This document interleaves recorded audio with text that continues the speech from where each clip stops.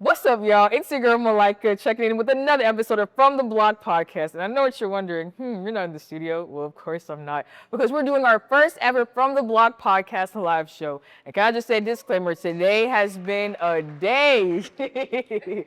But as I always say, the devil is a liar. And guess what? When you're doing something good, you just got to keep on going. So I'm super, super, super excited to introduce these amazing ladies right here. Because not only are they doing their own thing, but they're going to drop some really amazing gems for everyone, mainly for women, but I mean, I guess when we're all inclusive, everyone. So please give it up for Dr. Davis, Isla, and Jada.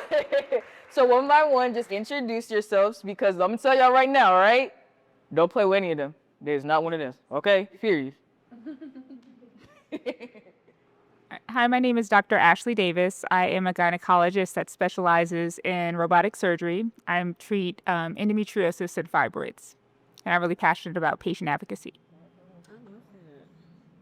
Hi, I'm Isla Avani. I'm a mental health therapist and a director of social work and community services. My name is Jada Hall. You guys can find me on all of my socials at the with two E's Wealth Girly. I am a life insurance broker and real estate agent here in the state of Georgia. Go. Okay, so starting with Dr. Davis, right? Woo. Okay, so in your practice, what is the most common diagnosis you treat women for in their 20s/30s? So, endometriosis and fibroids. Because that's what I specialize in. These conditions are both very prevalent. So, 80% of Black women, 70% of white women will be diagnosed with fibroids before the age of 50. So, it's very, very, very common. And endometriosis, the fibroids are benign or non-cancerous tumors of the uterus that can grow in the uterus, and they can cause pain, heavy bleeding, pain with intimacy, all types of symptoms.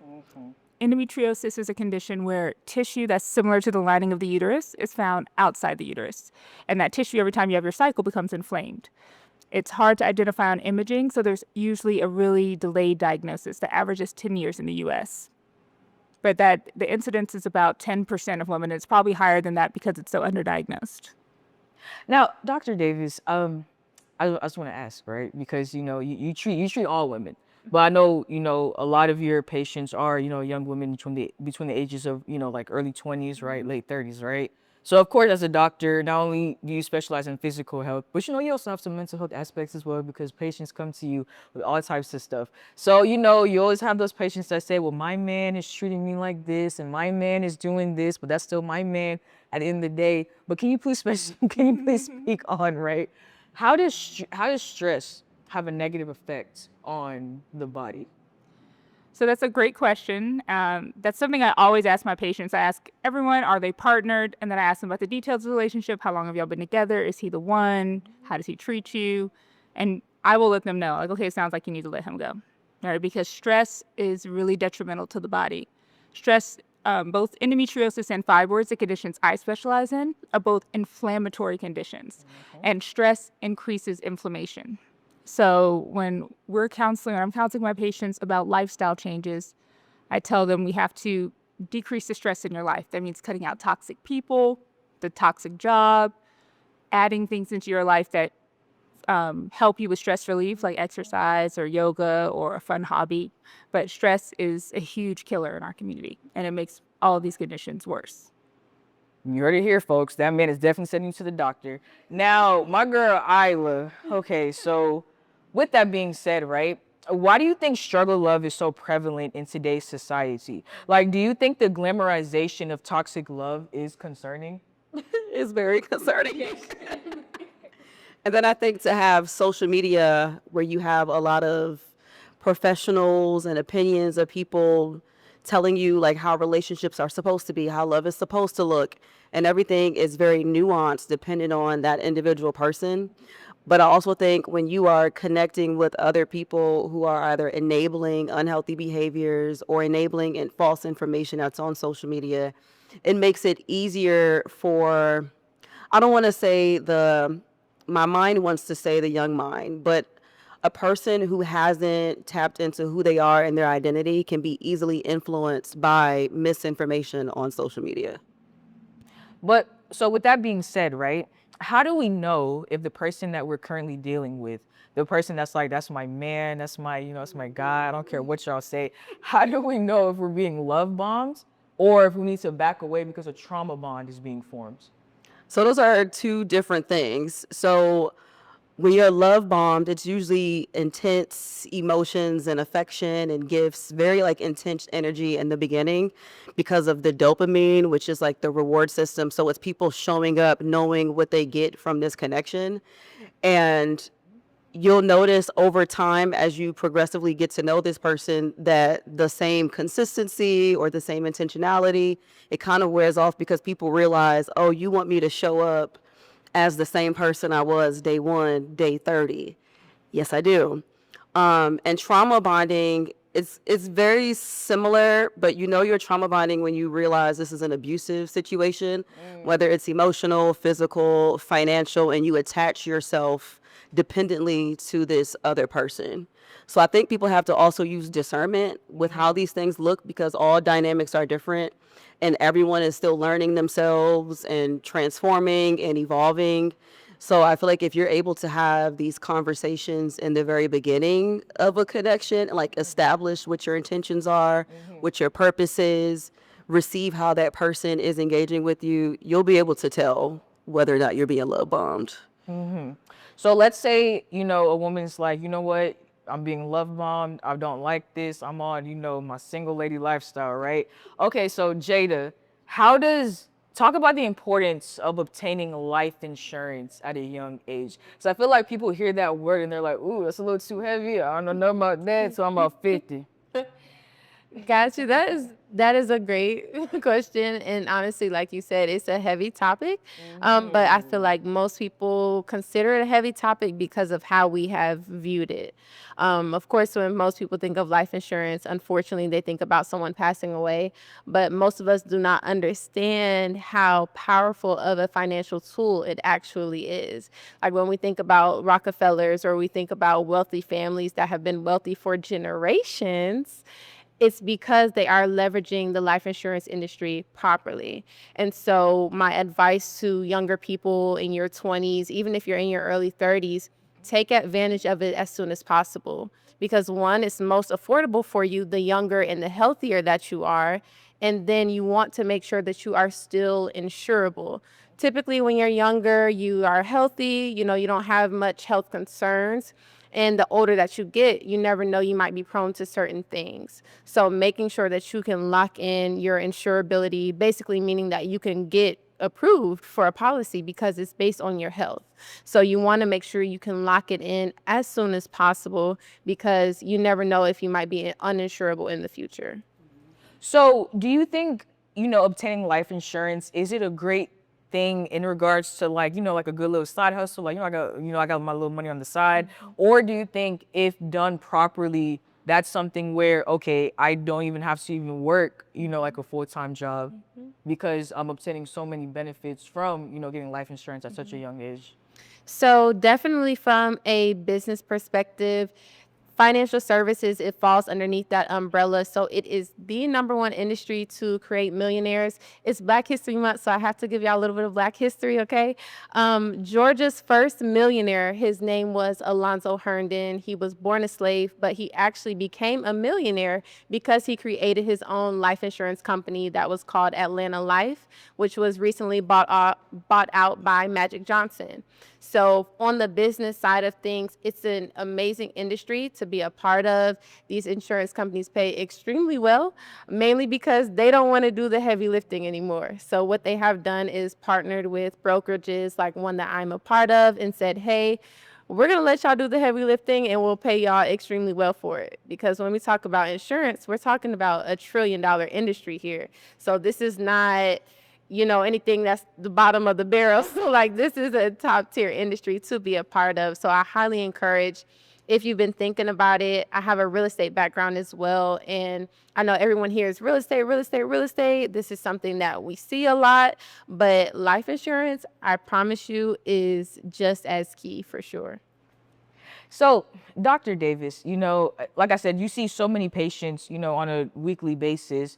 And I know, you see so many women and they're on their either single life or maybe dating life, right? They have businesses, they have careers, right?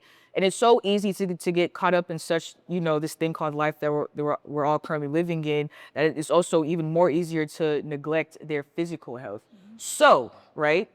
How often should a woman see their primary physician, and how often should a woman see, a specialty doctor? That is a great question. So you should be seeing your primary care doctor at least once a year. That's your primary care doctor is going to screen you for your blood pressure. They're going to screen you for diabetes. They're going to just address any overall health concerns and make sure that you're up to date on any preventative screening that's due based on your age. You should see your gynecologist as also once a year. A general OBGYN is a primary care physician. You don't only need to see your OBGYN, you need a PCP and an OBGYN, but to do your pap smears, to also address any menstrual concerns. You should be seeking out specialty gynecology care. One, if you feel like your issues are not being addressed by your primary OBGYN, but mainly if you have any symptoms that are abnormal.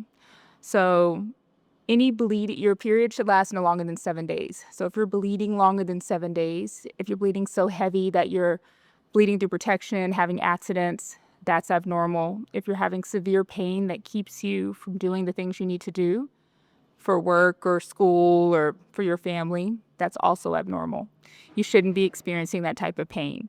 And so I would seek the opinion of a specialist so you can get imaging and get that treated. So, how can one, so let's say, a woman's like, okay, yeah, like I'm on my grind, I'm seeing my doctors, I'm keeping up with everything, right? How can one even treat fibroids if they receive that diagnosis? So there are lots of treatments for fibroids. So we can do medications that just help control the symptoms. They don't necessarily keep the fibroids from growing. There's some supplements that we've studied, green tea, more specifically green tea extract and vitamin D, that has some evidence that it may shrink the fibroids a little bit or keep them from growing. It's important to understand when you have a fibroid is a solid tumor. And so it's going to be very hard. It's hard to make go away or evaporate, but you can help control the inflammation with some medication and lifestyle changes and supplements. When those things aren't working and the fibroid is causing you a lot of symptoms, there's a lot of surgical options that are minimally invasive. Some of them don't even involve any incisions in the abdomen, where we can burn or shrink the fibroids, where we can cut out the fibroids and preserve the uterus. And then only if the patient has completed childbearing and if that, they're okay with it, a hysterectomy can be, the right decision for some women. Now, I love bashing men. It's a great hobby. But sometimes it's not really the man. Sometimes it can be you as a woman. So in the moment of intimacy, right? What are some red flags to look for to where, a woman's like, okay, something is not right. Like I can't necessarily blame him for currently how I'm feeling. So you shouldn't experience pain. So any pain on the entrance or any deep pain, like not being able to do certain positions because of discomfort, that's not normal, especially when it's come out of nowhere. You've been okay, and then the past few years, you start to experience something. That could be a sign that you have something going on, and you definitely need imaging. Mm-hmm. So, Isla, okay, so do you believe that being a lover girl in this generation is overrated or underrated? I don't know. I feel two different ways about that. Because on one end, and this also just discernment, because on one end, it's really great to care for yourself, to love the people because we're social beings, like we're meant to be in connection. I think it becomes overrated when you don't really have any boundaries in place to protect yourself in the connections that you're creating. And this is just for all my spiritual people too. What is their God center look like when you're attaching yourself to all of this energy? Like you could be, and then we have the other, my biggest thing too with social media again is the culture of I can be independent. I don't need people. Self-care before everything, which is great. But I think sometimes people go overboard with it where they become too independent and don't recognize or appreciate interdependence, where you're entering connection with people and you're both focusing on how can we sustain and cultivate our evolution together without overwhelming what I feel like I need to do. Now, you know, people say, right, like, okay, it's relationships. We go through our ups and downs, makeups, some breakup, right? That's still my guy at the end of the day. I'm gonna marry him. That's the love of my life. But how do we know? How do we know, right? What's the difference between, yeah, you know, you go through a rough hurdle, but you be all right, versus like, no, girl, he's manipulating you. Like, you need to go like right now. This is not cute. Well, manipulation itself is a form of abuse, right? To maintain control. So everyone in life is going through ups and downs. People are experiencing losses, whether it's job loss, loss of a family member, a friend. Like people are grieving what's happening in society itself, and it's changing just how people navigate life. So I feel like on one end, you have to recognize, okay, this person cares to transform. They are communicating. They are being specific with their needs. They are acknowledging mistakes and fault. When it comes to manipulation, it could be, and this is just an example that I'm thinking about right now. Let's say you meet someone and you show up and you're like, you know, I want to get married. I value having children. You know, I'm very intentional about abstinence or, you know, not engaging in certain things. And that person is like, oh yeah, that's fine. Like we can do that. I don't have no problem. I want to get married too.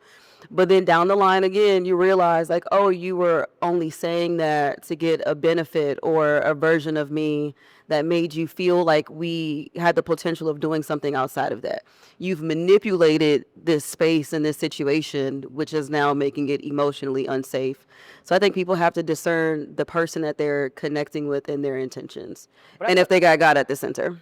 I feel like discernment though is a little, I don't say it's difficult, but it's like, you know how people say stuff like, if you love something, let it go, and what comes back, then that's how you know. So I let's hate say that quote. You hate it. But like, why do you hate it though? Because what if it's a scenario, right, where it's like, okay, the guy, he was just going through something, and then he's like, listen, I got help, like I'm better, like I want to better myself. Do you think the woman should be more receptive, or should it be like, all right, listen, it was cool for what it was, leave me alone? So that goes with knowing when to show grace for a person who is transforming. We've talked about that before. We have? Yeah, we have on the show. Oh. Because people are so quick. We live in a culture now where people are really quick to just cut people off and I don't want to talk to you anymore. And you did this, so now we're done. It's like, oh my goodness. If you plan to have forever with one person, you are going to navigate a multitude of this person transforming and evolving and changing. Like the person you met day one is not going to be the same person 5 years from now. And if you don't have the grace to accept this person's transformation of who God is calling them to be and not who you want them to be, then ultimately your discernment is going to feel confusing because you have an attachment to something that you're not supposed to attach yourself to. And you're not able to see who this person actually is outside of the lens that you want them to be. So,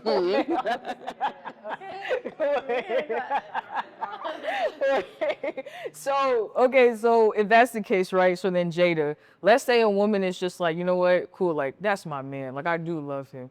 I don't know if I trust him, but I do love him. We're gonna get married. But you know what? I got this insurance. I got this life insurance, right? I'm on my boss stuff. But I'm kind of skeptical. I don't know if he's gonna take a policy out on me or not, try to take me out. So what can we do? No, that's a real. No, that's a real thing. Unfortunately, That's real. it is. Yeah. So what can we do as women to protect ourselves? Well, like Isla said here, your discernment. Of course, we don't know what the future entails, but one thing I feel like, even though people change, your character is your character. And your character is going to be very clear from, one of our first interactions. So holding on to someone's character and knowing who they are at their core is going to be super important. Of course, unfortunately, insurance fraud and all this stuff is common. It has happened before where people will take out a policy on their spouse and then they set them up and just to get a payout, which is extremely unfortunate. So I would just say you have to really know at their core who it is that you are marrying, because that's going to be important, right? So making sure that you really know who they are at their core, because I would hate for somebody to get set up like that. Like, that's crazy. That's like a Lifetime movie kind of situation. But unfortunately, it does happen. Um, but yeah, so just knowing who they are at their core. And I do encourage people, of course, once you get married, to have a policy on your spouse, because, of course, now you guys are one. If one person is no longer here, you need to make sure that you can maintain your lifestyle, you can take care of your children. Everything will be okay if they were no longer here. So just making sure that at their core, you understand who they are, that you guys are good, and that way, insurance policies can put in place with no harm.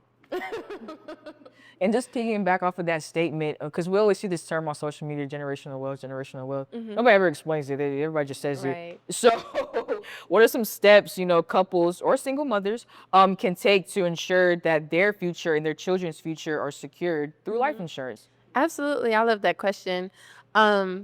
Just making sure that you have coverage, and not only that you have coverage, but you understand it. Because so many people that I come in contact with, they say, oh, yeah, I have a policy with my job. By the way, if you have a policy with your job, you still need something that you own. You do not own that policy with your job. Okay. It has their name on it, not yours.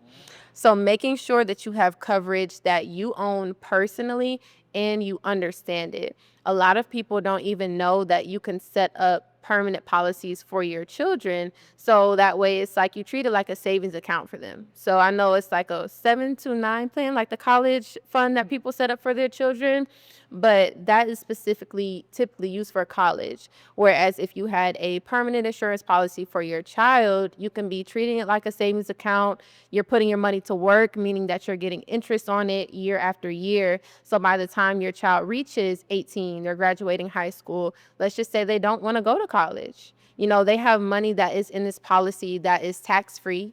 There are tax codes in place for life insurance saying that anything that is grown inside this policy is tax deferred. When you withdraw from it, it is tax-free. Same thing as for your death benefit, which is your coverage amount. It's all tax-free. So having these policies in place can really set you up for generational wealth, because it passes on tax-free, it bypasses probate court, and it just gives you more options, because most people have a traditional savings account with like a Wells Fargo, Bank of America, whomever you may bank with, but you're getting like 0.02% interest on this money. You're not going to keep up with inflation that way.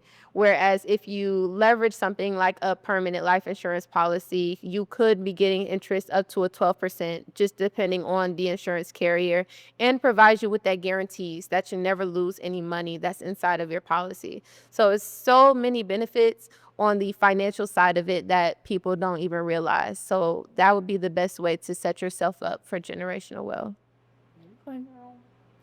So, Dr. Davis, there's something that you had mentioned earlier that I did want you to briefly just specify on. What's the main difference between endometriosis and fibroids?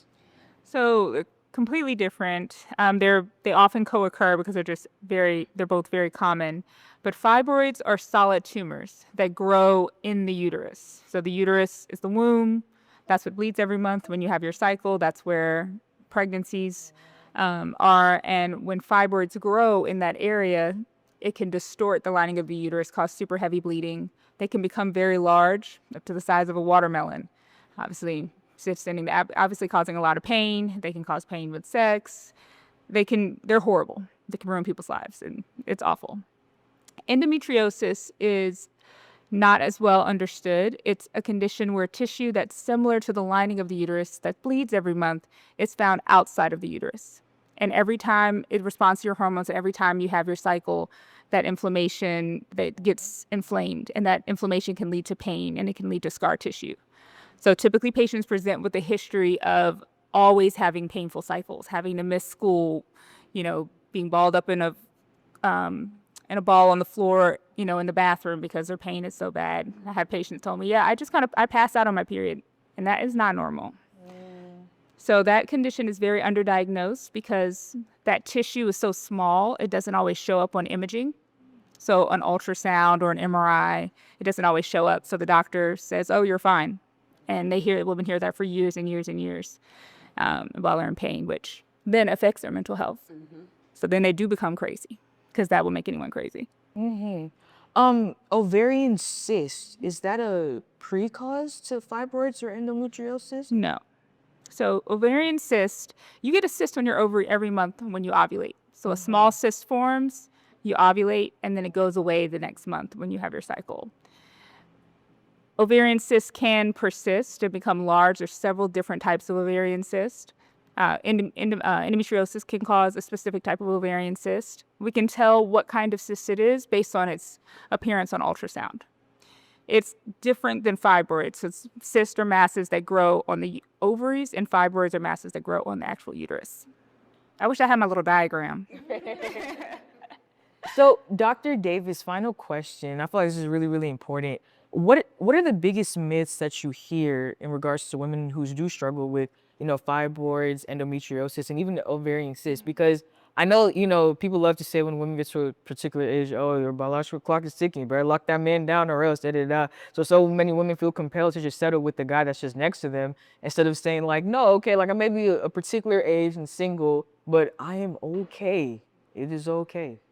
So the truth of the matter is that our fertility does decline with age, and that happens more rapidly after 35 and more rapidly after 40. And I think I have a completely different mindset of, okay, I'm getting to this age, I really need to lock down a man.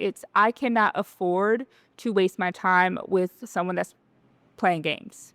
Like, you have to have that discernment up front. You have to pay attention to what they do and not what they say, because you don't have time. You also need to realize that there are other ways to become a mom. You can become a single mom by choice. You can try to freeze your eggs, and you need to explore all your options. The last option needs to be a man, like locking down the first man you see. And what was the second part of your question? Oh, just, like, what are the biggest myths that you hear with, yes. Women that struggle I love with, this one. fibroids? And So the biggest myth, and I think one of the biggest things that keeps women from getting treated is not understanding what's normal and what's abnormal. Like I talked about earlier, if you're bleeding more than 7 days, if you're passing out on your cycle, if you're bleeding through protection, if you're having pain with sex, none of that is normal. Even if you see a doctor that tells you it's normal and there's nothing wrong. I want you to be able to, having this information, you can advocate for yourself and go find the right specialist that will listen to you. That is often passed down as well because a lot of these conditions are genetic. So if your mom went through it and then you start going through pain and heavy bleeding at 13, 14, they're like, well, that's what happened to me, so they assume it's normal. And if we don't talk about it in situations like this, then that's all you know. So, Isla, this also leads me to my final question with you. I was kind of a 2-in-1, but how does one navigate through that phase of he's a good guy, but I really couldn't be with him for real, but he's just not the good guy for me? I always find that interesting when people say that because people are going to show up as the best version of themselves that they are aware of in that time. And I think so often because people are really quick to cut people off for very minute reasons, that you're always want people to ask themselves, like, what does your idea guy look like? And then do you think that you'll be assigned that idea guy based off of what your life assignment is? Because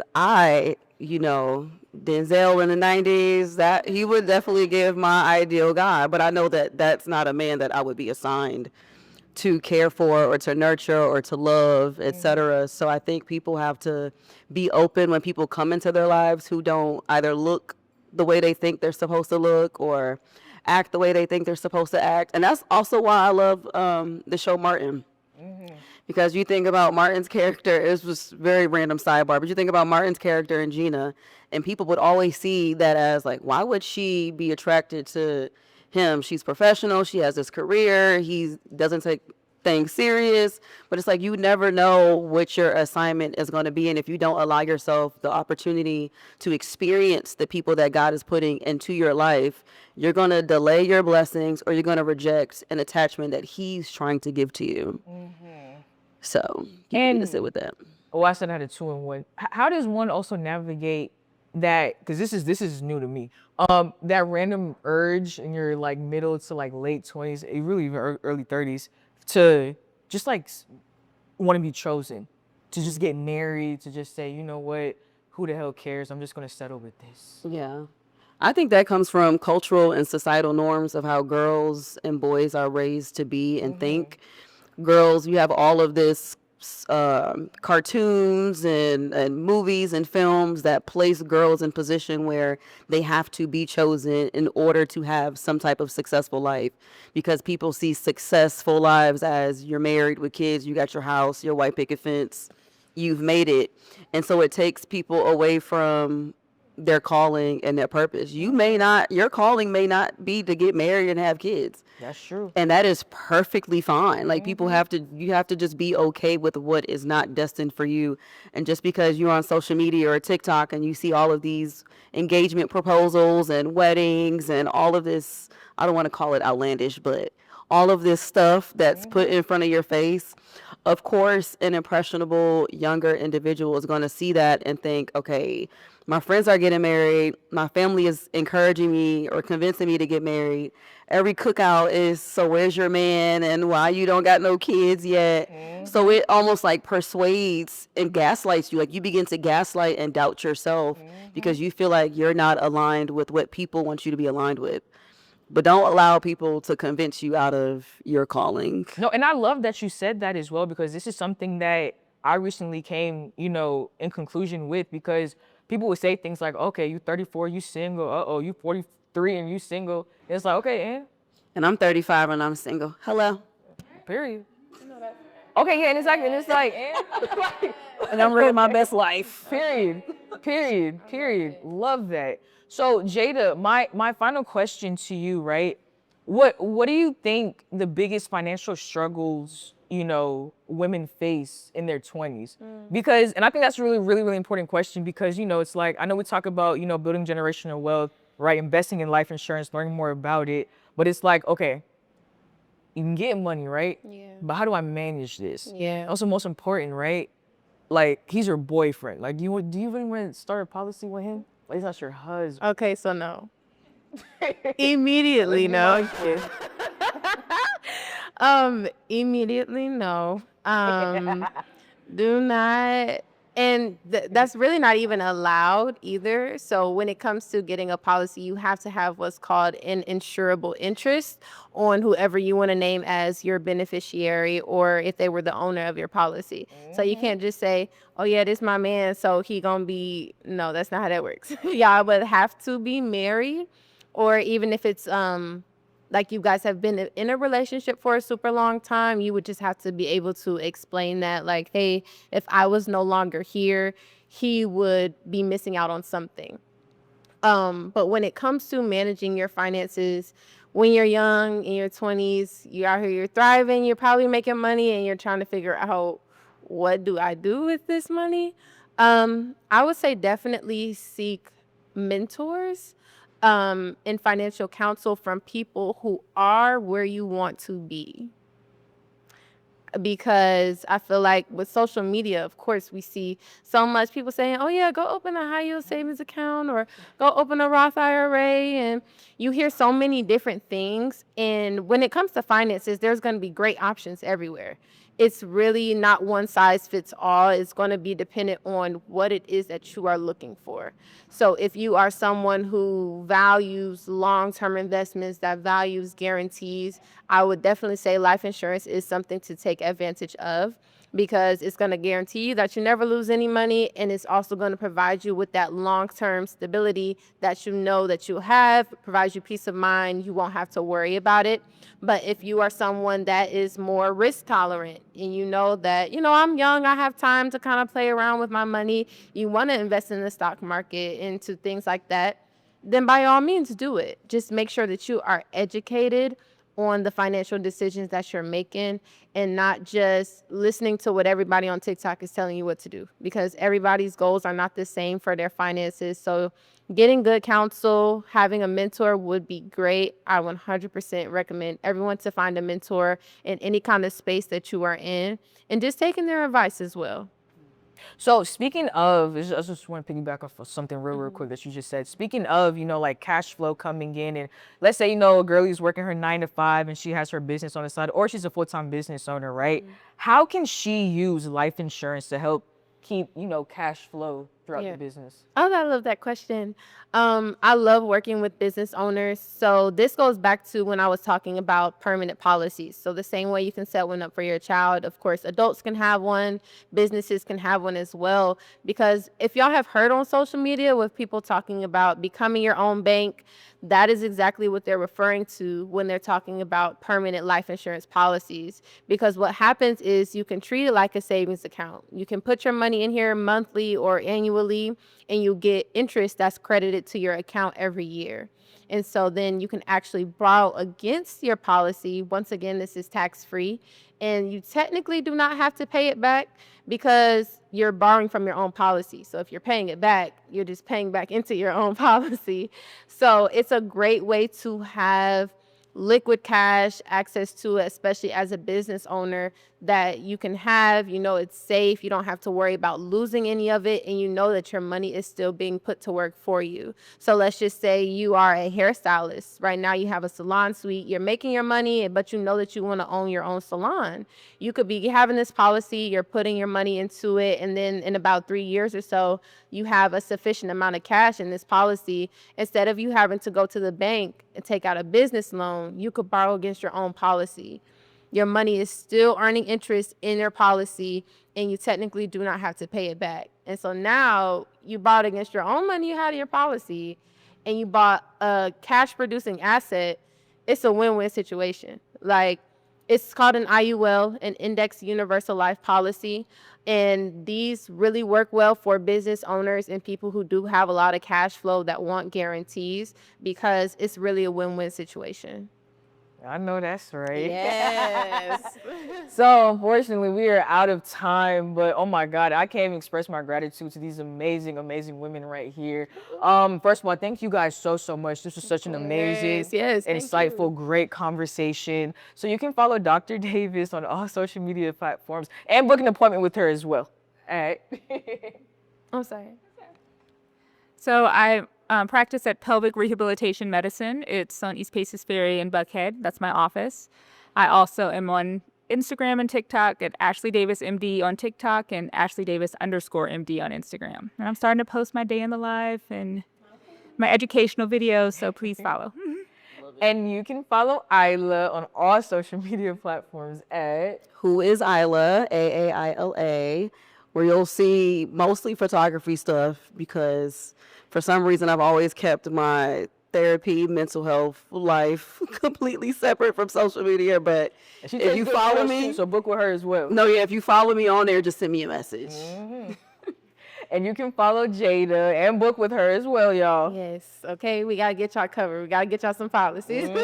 But you can find me on Instagram and TikTok at the with 2 E's, Wealth Girly, Threads, all that good stuff is the same. And you can follow us on all social media platforms at From the Block Podcast. See you guys next time. Bye.